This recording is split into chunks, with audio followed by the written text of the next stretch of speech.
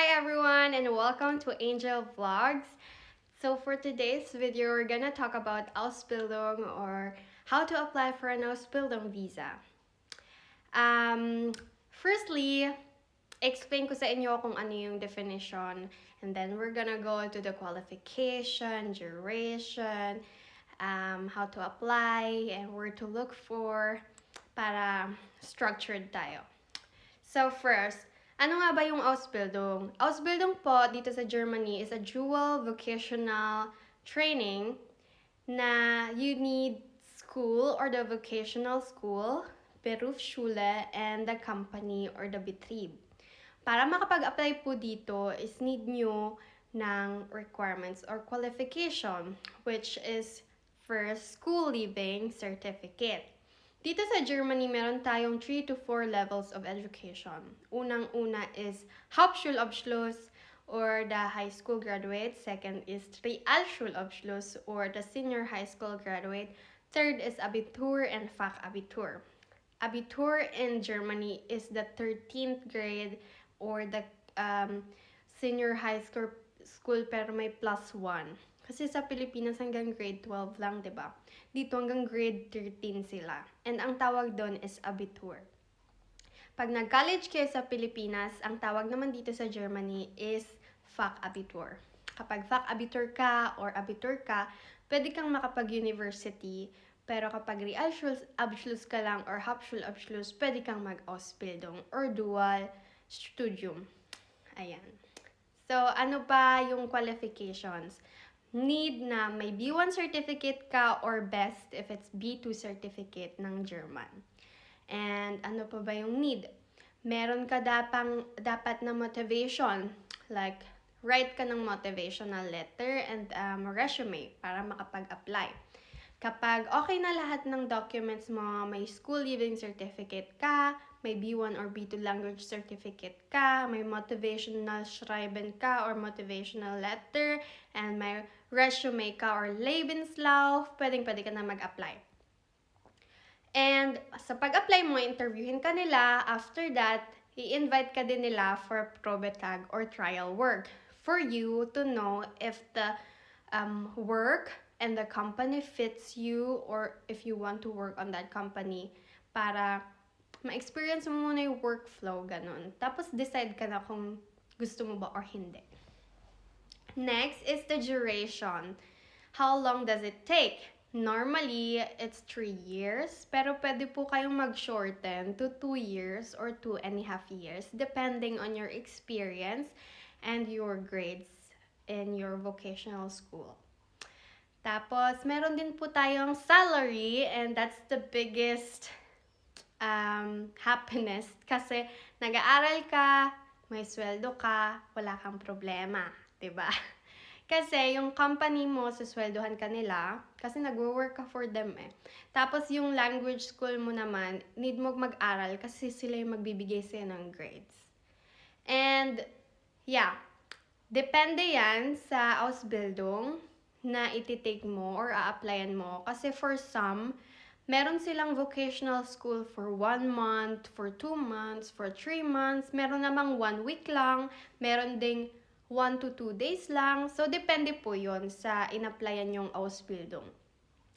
And then, let's go to the Ausbildungsvergütung or salary. Sa salary po, it depends also to your year. Meron tayong first year, second year, third year salary. So, nag-i-increase po yan every year.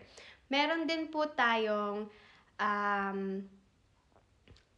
depende siya sa Tarifvertrag. Tarifvertrag is like the regulation for the vacation, for the salary. So, if your company is tarifverbunden, like if connected sila sa Tarifvertrag, meron lang po tayong specific salaries for that Ausbildung. Pero pag hindi sila tarifverbunden or hindi sila connected sa regulations na to, pwede silang gumawa ng own nilang regulation. Like for example, 30 days vacation days, tapos 1,300 euros yung salary, parang ganon. Pero in general, the Ausbildung salary range from 800 to 1,500. Depending on the Ausbildung field. So, marami din po ditong chance or maraming opportunity na makapag-apply kayo ng Ausbildung sa different fields. Meron tayo, for example, may nilista na ako dito. May kodigo ako, guys. Technical and skilled trades. Meron tayong electronics technician, mechatronics technician, industrial mechanic, automotive mechatronics technician, carpenter. From A to Z, meron talaga, guys. Meron din sa office or business. For example, Kaufmann for Bureau Management or Office Management Clerk, Industry Kaufmann or Industrial Clerk, Einzelhandelskaufmann, Kauffrau, Retail Salesperson in English, Bankkaufmann or Kauffrau or Bank Clerk, and Immobilienkaufmann or Kauffrau or Real Estate Clerk.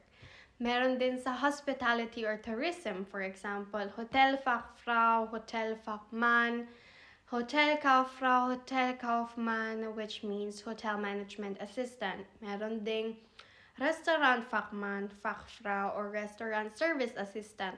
Meron din cook or kitchen, or in English, chef or cook sa hotel. Meron ding Veranstaltung Kaufmann or Kauffrau or sa events clerk, ganon. Meron din tayo sa health and social work. Merong Pflegefachmann or Fachfrau or nursing specialist, Altenpflege or Altenpflegerin or geriatric nurse. Meron din tayong Zahnmedizinische Fachangestellte or dental assistant. And meron tayong Erzieherin or educator for children. Marami po talaga kayong chances dito, opportunities na pagpipilian. Kayo na lang po talaga bahala kung saan. And meron tayong science and technology. Merong Fac Informatica or IT specialist. Meron ding chemie laborant or chemical laboratory assistant. And meron din biology laborant or biology lab assistant.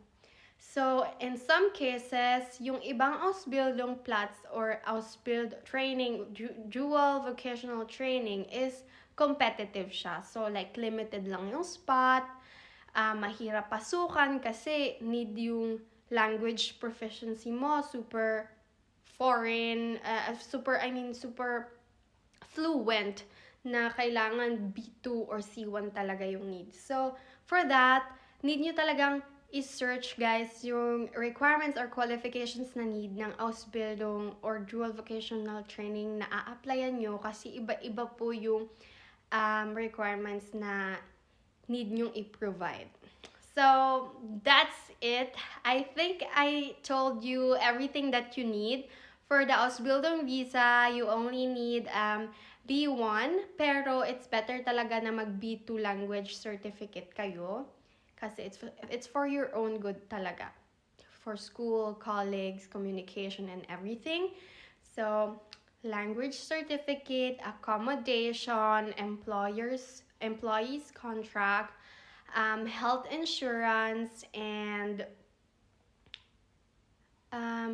you also need like the Arbeitsbescheinigung, like the work certificate na dun kayo magwo-work sa company na yon. And then, Einverständniserklärung that you will get from Agentur für Arbeit na papafill up nyo din sa employer nyo. So, yung 5 na yun yung need nyo to be qualified or to apply for the Ausbildung visa in the Philippines and also here if nasa Germany ka.